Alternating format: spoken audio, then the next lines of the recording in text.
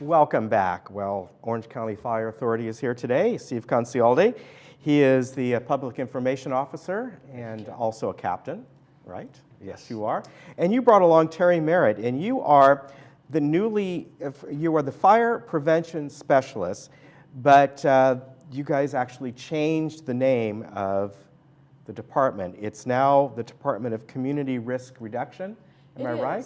It is. Historically. Welcome, by the way. Thank you.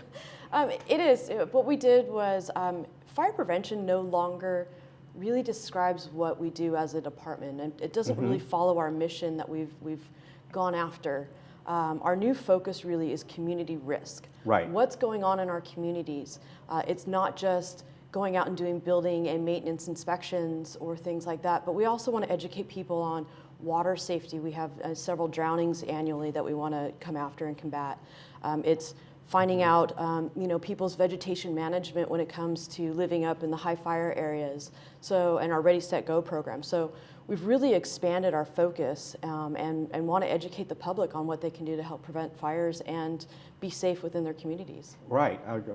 Beyond, I can see why you would change this, because it goes far beyond that, especially water safety and things like that. Very interesting. And you have, I know Steve has talked about this, the ReadySetGoOC.org. And tell me a little bit about that.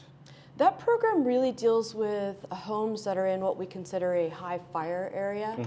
Those are areas that the state has identified as a wildland issue. So we really want to make sure that people have the proper vegetation planted, that they have setbacks, which means that you don't have a tree growing up right up underneath your eaves of your house. You don't want dead leaves all around your home either. You want to kind of keep that clean. And it goes into general just sort of fire safety maintenance. You want to keep a clean home. Right. If you have things that need to be watered, making sure that they're not dead and dying is what we call them. If you do see anything like that, we want to make sure that gets removed and replaced with something that's a little more drought tolerant. Right. Yeah, exactly. Well, you brought along a couple things here today. I think one is quite obvious, and this is a consumer. What I mean by that is something you can find at Home Depot or just about anywhere, home fire extinguisher. And there's certain ones that you should be looking for. They're probably all, when you buy them for your home, probably all have the same amount of certification or what type of fires they help put out. But explain the differences of these. Sure. The main one for general home use you want to get is what we consider an ABC fire. It handles the most generic types, the wood burnings, paper, things of that nature. This particular model is one Kidab has recently come out with that deals specifically with cooking fires. And the difference with this particular model is that it doesn't shoot a direct hard flame, or extinguishing stuff. Right, I'm going to point this right here. You can see and typically anybody that's used an extinguisher, it comes out with pretty good force. Yeah, it does. This particular one does more of a lofting effect. So what you do is you're still doing the same thing where you're pulling the pin, you're aiming, you're sweeping back and forth, but this one actually will come as more of a loft to help smother the fire. Okay. Now you want to make sure as well that you're not relying solely on putting out a fire with an extinguisher. We did have someone recently that tried to use an extinguisher and the fire was just not quite, it was a little too much for the extinguisher. So they needed to go to plan B. So always make sure you have that plan B in your pocket of, if this doesn't work, what else am I going to do, and how quickly am I just going to get out of the house? Okay. But there are some more specific extinguishers you can buy. The main thing is if you have something like this particular one that has a gauge on it, you want to make sure that it stays in the green. It actually says full on that particular piece of it. What is the life of these? Would you say, I have one, I have a couple of them, and they're probably 10 years old. Right, and they're still good as long as they stay in the green. But that's what you look for. Right. Just last week in Lake Forest, we had a significant fire in a kitchen where it was a grease fire. Family was there, they were cooking, and all of a sudden the grease fire grew. And the dad ran and he grabbed the pot and he yanked it, he pulled it outside. Well, what happened was that got all over him. It basically singed his face, his hair, it burned his hands and his arms, singed his nose hair, and it spread the fire. So you could just, all he had to do was take a lid and cover that up, or if he had an extinguisher like that, he could have sprayed it on. But the most important thing, and she's the cooking fire specialist, she'll talk about it, but you put a lid over it. Right. But he burned himself severely, and he had to be taken to the burn center at Western Medical Santa Ana. Wow. Because with the grease fire, he grabbed it and it got all over. And that's really, some of the valid point is the main thing we want you to do is if we could practically eliminate cooking fires by just doing a few things. One of it, if you're in the kitchen, stay in the kitchen. Don't come out, don't, set your grease and get ready to walk out because it's going to take a little bit to heat up. We want you to stay in there, do some other things, do workouts, whatever you want to do to make you stay in the kitchen and not get distracted. Because unattended cooking is the #1 cause of fires throughout the nation, not just in our tiny little communities, but throughout the entire nation. And we want you to also make sure that you're not storing things in your oven. We're finding a lot of people have those broilers or a drawer underneath of the very bottom that they tend to just throw things in, or kids tend to come up and put their toys in there and you don't even realize it. The first thing you want to do before you turn on your oven or as you're turning on the oven is just to open the door and see what's in it. Check the bottom drawer. Not all of them are meant for storage. Just doing a few of those things, keeping away, your towel or watching your sleeve as you reach over, those types of things could almost completely eliminate cooking fires. Right. So it's just those little tiny, steps that if you could take, we could eliminate a major cause. Yeah, the only thing I keep in my stove, or my oven, I should say, I have a cast iron pan. That's where it stays. I do as well. Underneath, we have the ones with the storage. Everything in there is metal things, your cookie sheet or something like that. One other thing I want to talk about, or I want to point out as someone who cooks a lot, you talk about grease fires and things like that. If you are have your pot on the stove, you want to fry chicken or something like that, make sure it's deep enough. Right. #1. #2, get yourself a thermometer, a good one, and there's different kinds. Don't get the bimetal one. There's different kinds. And Thermapen, I'm going to recommend a brand because they really are good. And make sure that is at the correct temperature for whatever you're frying. I also have, if you want to spend the money, I have it's basically a laser gun that you can shoot at anything. I could shoot it at your forehead, as long as I don't get in your eyes. But it gives you the temperature. So a lot of times, I'll have my pan on the stove, or I'll have the oil. I can just hit that oil with that. That's going to tell me my temperature. Exactly. But the key to that whole piece is that you're planning to stay in your kitchen. Right. So again, we really want to reiterate that piece of it, that don't walk away for anything. No. We know that kids sidetrack you. We know that phone calls, especially, people start texting on their phones or running apps or whatever. You're cooking fried chicken, it's going to take a little bit for that grease to really get to a point where you're going to get that good fried chicken out of it. I, as well, use cast iron all the time. It's a great pan. You don't always have a lid for it. Right. And if you don't have a lid for it, a cookie sheet or something flat works just as well. So having that out, putting your ladle or whatever it is that you want, your tongs on that to help remind you that it's there, it also stops the grease from going on your countertops and everything else. But wipe down your stove and your countertops as soon as you're done. We have some fires that actually start just because there's burnt things on the stove or even in the oven. We've had people, have drippings from, Thanksgiving, it's always the drippings from the turkey that end up on the coils or just in the bottom that start smoking and firing. You want to make sure you periodically clean those as well. Right, exactly. You brought, what is this thing you brought? This is another fire type product that will help suppress. It's very similar to an extinguisher, but it's really... I've never seen this. This is Fire Stop. It's... Does it go, it has a magnet, does it go? It has a magnet. This is the newer model. What they do is, this actually hides up underneath your cook hood stove. So put that there. Your hood exhaust system is usually hanging over the top on most models. 2 cans will protect 4 different burners depending on the size, and there's some specifications that you can do. But what stovetops come out with is that this thing will hide, can't even see it. If you do walk away and you have a major grease fire or some type of fire on top of it, the underneath portion of it has what we call a little fusible link. And what that does is this particular point here will melt away and pop that entire bottom open, and it uses something similar to a fire extinguisher that will help smother the Wow. fire. And truly, both of these products are not necessarily meant to put out the fire permanently. It's meant for you to get close enough to the stove or to the source Wow. to turn off the oven or the burner, whatever it is that you have on. So this reminds me of kind of I think they're called the ANSO systems or whatever they're in restaurants. It's very similar.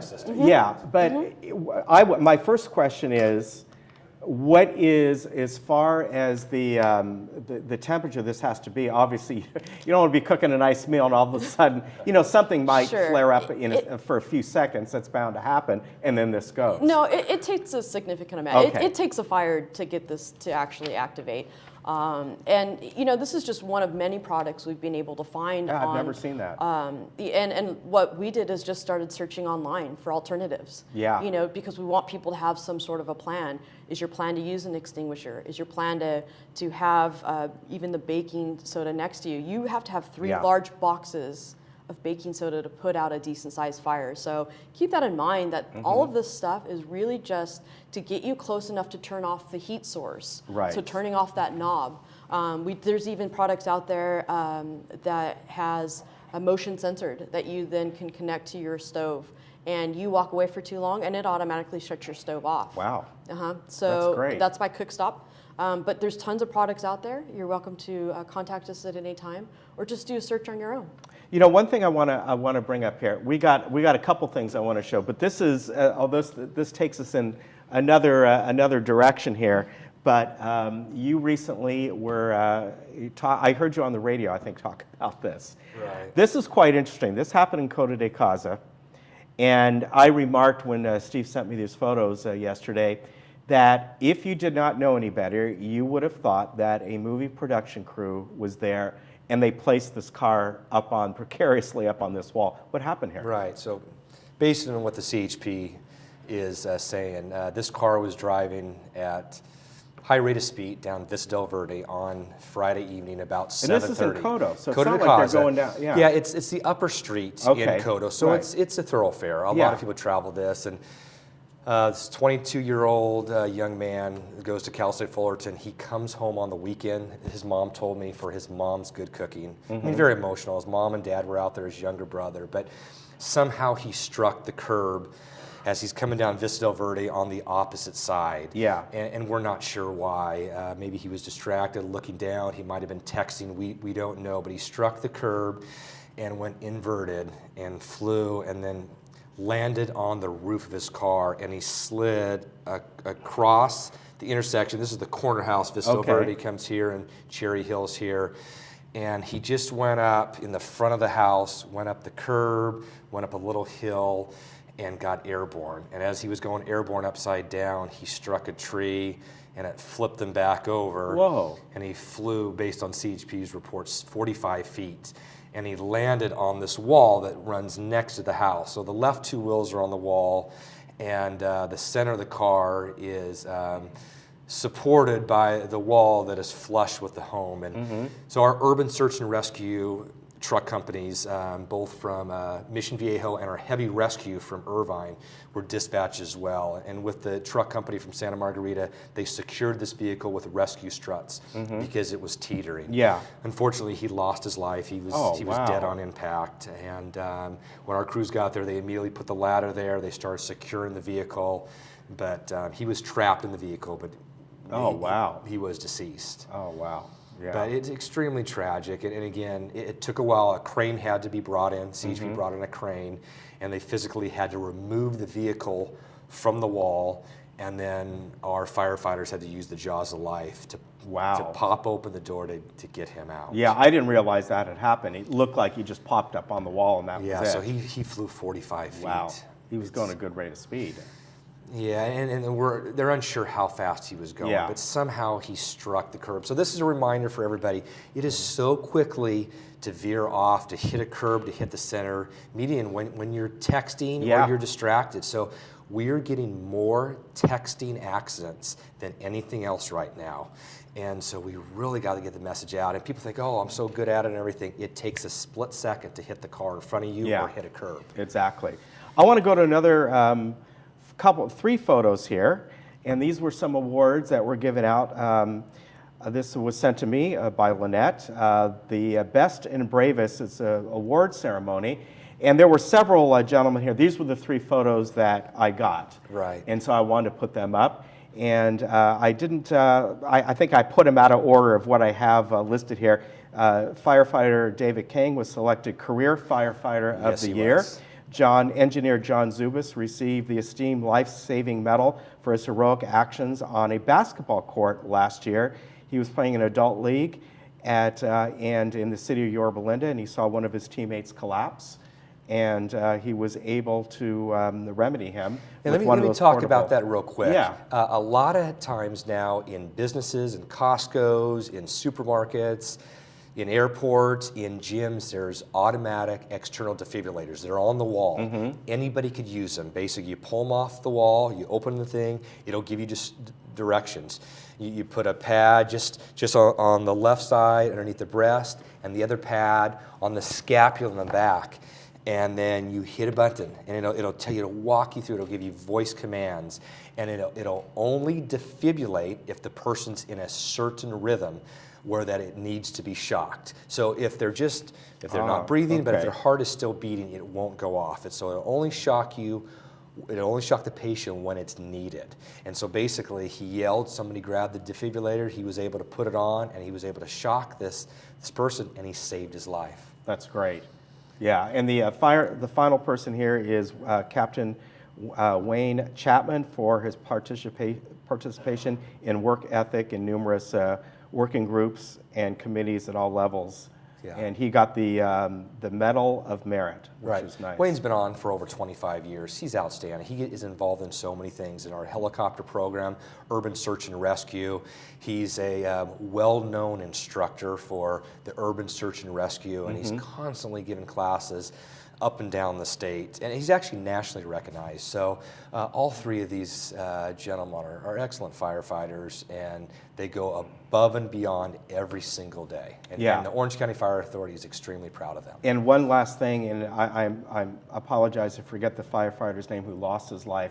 He was on the job up where I live, up in Rancho, and he had a heart attack. Greg Hennessy. Yeah. Yeah, so Greg and I were hired together 24 years ago. You worked at that station for a while, right? Right, I worked at that station, and then we were on Truck 17 in Cypress. I was a tillerman, he was my truck firefighter partner in 1991. Wow. And so Greg has 2 boys, a 22-year-old and a 19-year-old son.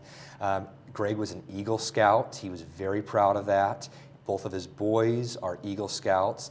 And his motto was basically, you give a life of serving. He was always willing to help somebody. He was very intense. He's from New York, very dedicated, took his job very seriously, but he always was doing so much for so many people. He was an Explorer advisor for the last 8 years. He taught firefighters how to become engineers, very dedicated to Orange County Fire Authority. Yeah, well, we thank him for his service, and great loss to not only Orange County Fire Authority, but obviously to his family, and we wish his family all the best. So thank you for talking about him. We're out of time right now, so we're all going to have to say goodbye to everyone, and have a good day. We thank Steve and Terry for coming on today, and all our guests, and have a good weekend. Have a safe weekend. Remember, if you're cooking something, keep an eagle eye on what you're doing, all right? All right, we'll see you on Monday. Take care.